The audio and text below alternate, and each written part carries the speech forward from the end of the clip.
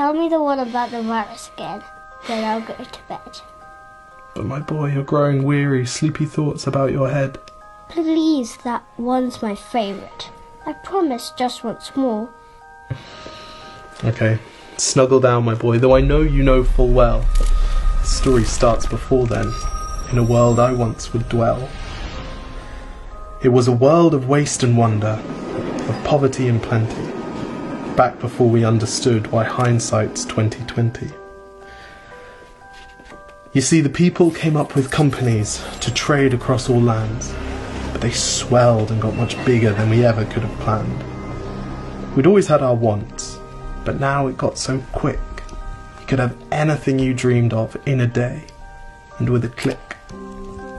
We noticed families had stopped talking. That's not to say they never spoke, but the meaning must have melted, and the work-life balance broke. And the children's eyes grew squarer, and every toddler had a phone. They filtered out the imperfections, but amidst the noise, they felt alone. And every day the skies grew thicker, till you couldn't see the stars. So we flew in planes to find them, while down below, we filled our cars. We'd drive around all day in circles. We'd forgotten how to run. We swapped the grass for tarmac, shrunk the parks till there were none. We filled the sea with plastic, because our waste was never capped, until each day when you went fishing you'd pull them out, already wrapped. And while we drank and smoked and gambled, our leaders taught us why. It's best to not upset the lobbies, more convenient to die. But then in 2020, a new virus came our way. The governments reacted and told us all to hide away. But while we all were hidden, amidst the fear, and all the while, the people dusted off their instincts.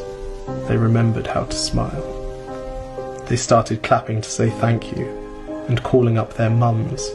And while the car keys gathered dust, they would look forward to their runs.